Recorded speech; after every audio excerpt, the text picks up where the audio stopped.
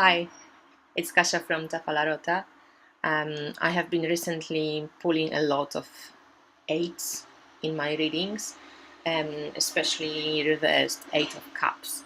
And as much as I understand the 8's quite well, I think, with the 8 of Cups, I just kind of felt a little bit uncomfortable and thought I may just look into number 8 again and see the connections between the cards and um, how they speak to me right now. So I consider number 8 in the major arcana to be justice, because that's how I like it. I like it the traditional way. So justice is all about the rules and regulations and limitations which we have. You can see that she's sitting on the top of the mountain without too many possibilities of movement, and she holds a sword and a scale in both hands. And obviously justice is uh, about following the universal laws, but also following the human laws, and about creating those laws for our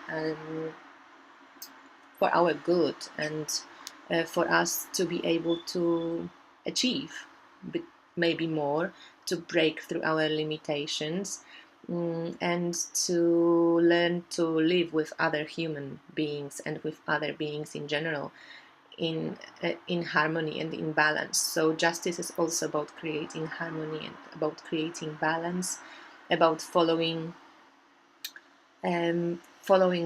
like this general human rule: do not harm and do not do to others what you wouldn't want to be done to yourself.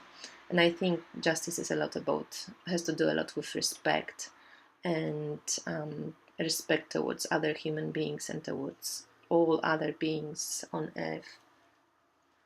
So when I look at 8's, so usually when we go from 8 to 10, we go through certain process in numbers, and by number 7 we kind of feeling stuck, and we feeling like we've reached some impasse, or that we have been put on the back burner, or that we have to just have patience, or that we have to protect something, and we have to give a lot of our energy and strength to things. And basically 7 calls for patience and for strength to withhold.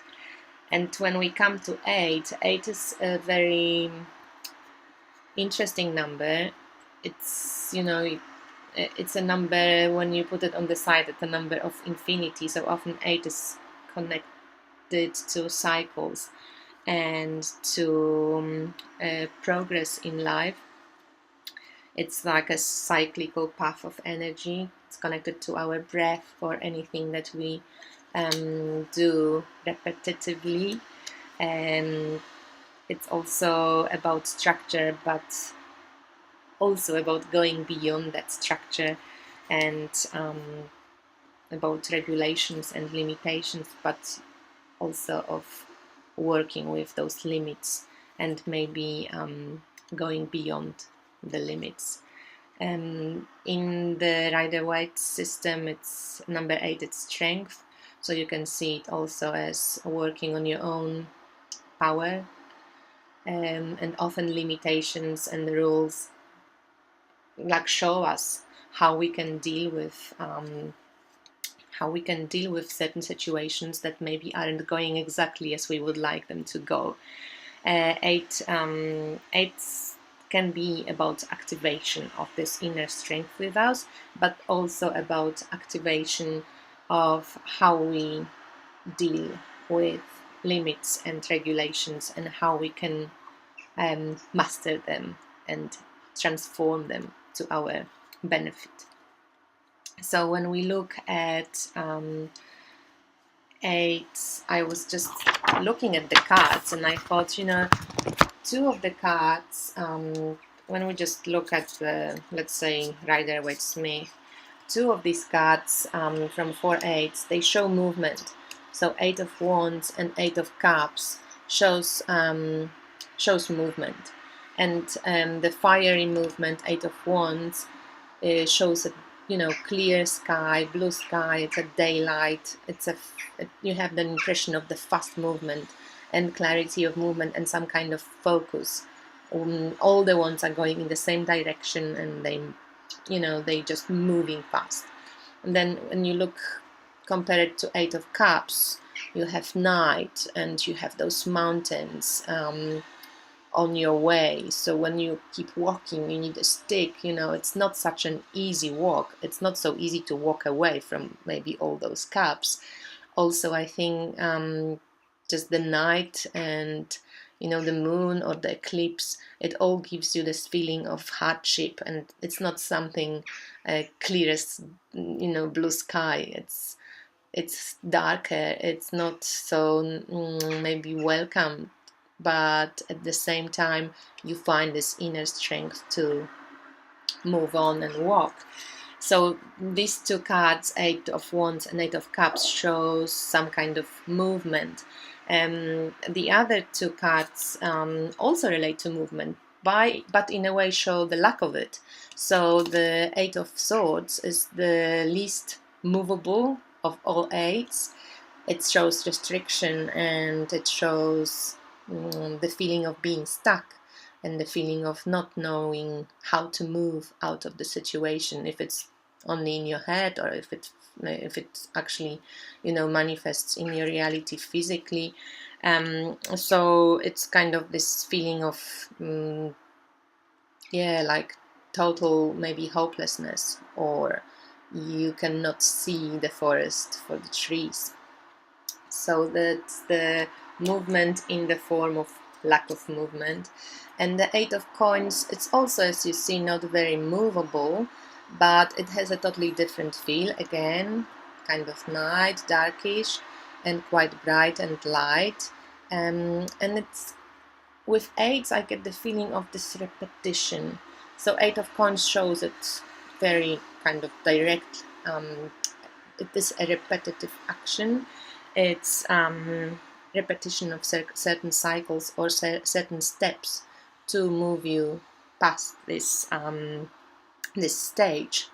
So in a way, it's all the 8s have to do with cyclical movement, either in the movement or in no movement. And it's interesting to see also the Tarot de Marseille. These are just my own associations, so it's not from the book. I just kept looking at the cards and I thought, okay, where can I see movement in the 8? And I thought with Tarot de Marseille, I look at the plants and how they grow, and about just the shape of the suits. So 8 of Coins, you can see that there is this big flower and it keeps branching out. It's quite harmonious and quite balanced. So here, despite the fact that you don't get too much movement maybe, but the plant seems to be alive, it seems to be growing and seems to be finding its ways out of the restriction of the coins and working with them. So I can see this as a positive, supportive energy for growth. Then also the 8 of Wands, you can also see these two flowers. They have kind of space to move and space to grow. There is this accumulation of energy in the center, and it's branching out, but it leaves the flowers quite free to roam and to grow, and they seem to be quite happy both ways. So these two seem to be like a card of movement that support growth.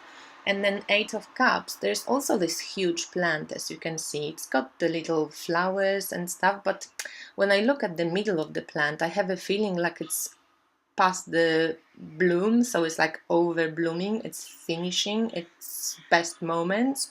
So in a way, you can also see that each of the cups is separated. But in this sense, I don't know, the sense I get from this card is kind of like something's ending at best moments and it's kind of dying off, or maybe it's kind of like tired of growing. Not quite sure, but this separation of the cups as well just have doesn't give me this very positive impression, this card. And then Eight of Swords even less so. So we can see all this metal swords and this little golden flower kind of stuck in between, in a way caught in all the, like in the metal embrace, without too much space to grow. So I would say that these two would be about not that much movement in Tarot de Marseille, whereas these two would support the movement and would support the growth. I don't know what you think about it, if this is something you look at when you learn about tarot. I found some cool questions online, which I would like to finish with those questions. They fit number 8 in general. So the first question is, what moves me to inspiration? The second, what can I learn from the cyclical patterns in my life? Number 3, is time my ally or my enemy? If so, now how do I resolve this conflict? The next question, how can I maintain the balance I seek?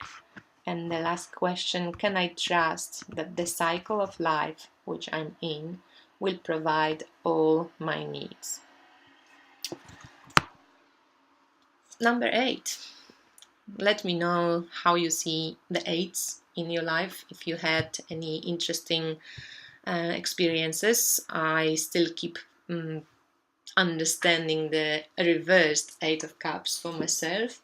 I will get back to it when it finishes the cycle. But the word cycle sits with me when I think of 8s.